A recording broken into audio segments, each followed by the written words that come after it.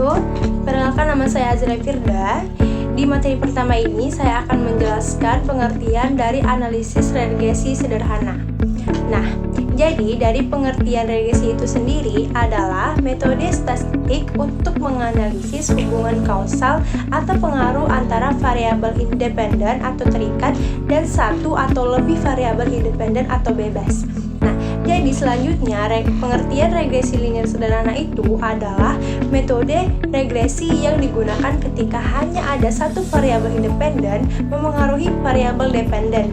Nah, dengan asumsi hubungan keduanya itu bersifat linear dan dapat digambarkan sebagai garis lurus.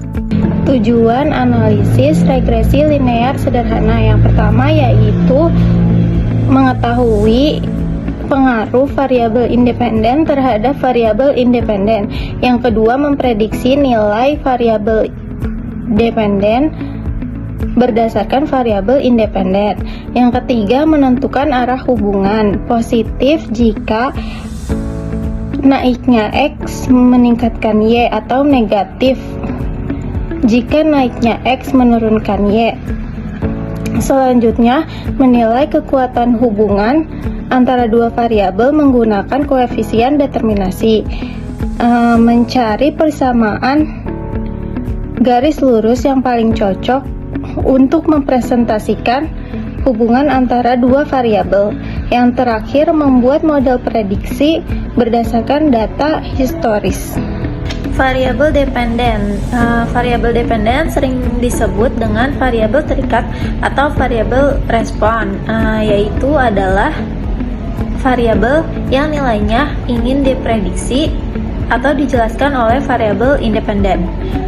Lalu variabel independen. Variabel independen juga dikenal sebagai variabel bebas atau variabel prediktor, yaitu variabel yang digunakan untuk memprediksi atau menjelaskan perubahan pada variabel dependen. Selanjutnya, persamaan regresi. Persamaan regresi adalah representasi matematis dari hubungan antara variabel dependen dan independen. Saya akan menyebutkan langkah-langkah regresi sederhana. Yang pertama yaitu menentukan tujuan dan hipotesis. Yang kedua, mengumpulkan dan menyiapkan data. Yang ketiga, menghitung koefisien regresi yaitu A dan B. Yang keempat, melakukan uji signifikasi yaitu uji T. Yang kelima, menghitung koefisien determinasi. Yang keenam, pengambilan keputusan. Yang ketujuh, interpretasi dan prediksi.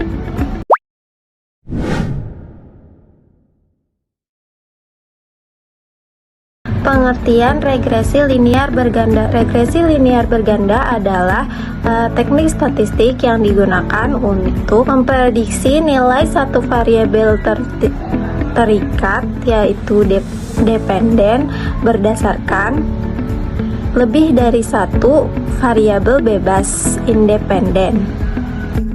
Hai, saya Azra Firda. Di sini saya ingin melanjutkan dan membahas tentang syarat-syarat, contoh aplikasi, dan kesimpulan dari regresi linear berganda. Oke, yang pertama kita akan membahas syarat regresi linear berganda, yaitu yang pertama ada variabel dependen harus berupa data kontinu seperti angka atau nilai, di mana variabel yang ingin diprediksi seperti variabel Y harus berupa data kuantitatif yang bersifat kontinu seperti harga, penjualan, berat, tinggi badan, pendapatan, atau nilai ujian. Nah, data ini memungkinkan perhitungan dan interpretasi koefisien regresi. Nah, yang kedua, hubungan antara variabel independen dan dependen harus linear. Nah, susun jadi mendasar dari regresi linear yaitu bahwa ada hubungan garis lurus atau linear antara setiap variabel independen X per strip Y dengan variabel dependen atau Y. Nah, jika hubungan yang sebenarnya bersifat kurvilinear atau non-linear lainnya, maka model regresi linear tidak dapat atau tidak akan memberikan hasil prediksi yang akurat. Oke, yang ketiga yaitu ada variabel independen tidak boleh memiliki korelasi yang kuat satu sama lain atau bisa disebut dengan non-multikolinialitas. Nah, kondisi ini dikenal sebagai non-multikolinialitas. Variabel bebas seharusnya tidak saling berkorelasi secara kuat. Jika terdapat korelasi yang sangat kuat di antara variabel independen, hal ini dapat menyebabkan ketidakstabilan dalam estimasi koefisien, sehingga sulit untuk menentukan pengaruh independen masing-masing variabel terhadap variabel dependen. Nah, yang keempat itu tidak ada data yang jauh dari nilai rata-rata atau disebut outlier yang dapat mempengaruhi hasil analisis. Nah, outlier ini adalah titik data yang nilainya sangat berbeda jauh dari nilai-nilai data lainnya. Nah, kehadiran ini dapat mendistorsi hasil analisis, terutama dalam penentuan garis regresi. Nah, oleh karena itu, data idealnya harus bersih dari outlier yang signifikan atau jika ada, harus ditangani dengan metode statistika yang tepat, misalnya dikeluarkan atau diubah nilainya.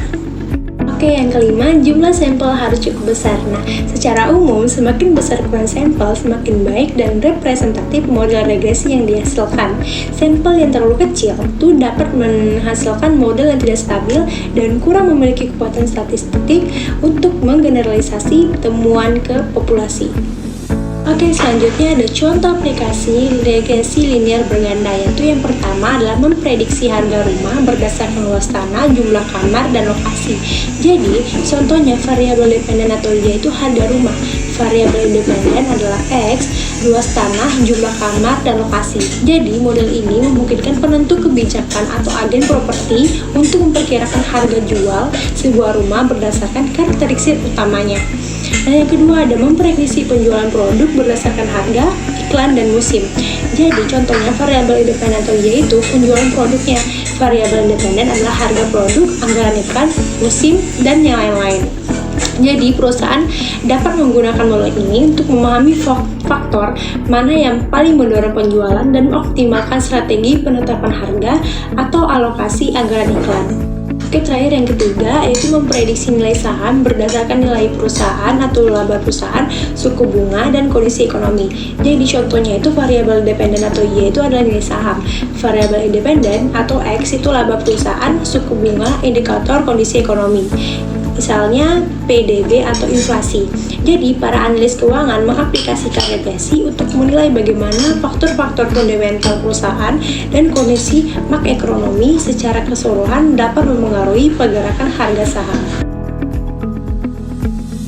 Oke, yang terakhir adalah kesimpulan. Jadi, analisis regresi adalah metode statistik fundamental yang mengukur hubungan kausal pengaruh antara variabel dependen terhadap variabel dependen. Jadi, regresi linear sederhana itu menggunakan satu variabel dependen X untuk mengetahui pengaruh dan arah hubungan ke positif atau negatif antara X terhadap Y memprediksi nilai Y. Nah, jadi menilai kekuatan hubungan itu menggunakan koefisien determinasi atau R⁻². Nah, selanjutnya itu adalah langkah-langkah analisis melibatkan penentuan tujuan atau hipotesis, pengumpulan data, perhitungan koefisiensi regresi, uji signifikansi atau uji T, perhitungan R⁻², hingga interpretasi dan prediksi sebagai pengembangan. Sementara regresi linear pengganda itu menggunakan satu prediksi variabel dependen atau Y berdasarkan lebih dari satu variabel independen. Nah, tujuan utamanya itu adalah menguji hipotesis dan mengidentifikasi variabel independen mana yang paling berpengaruh terhadap Y.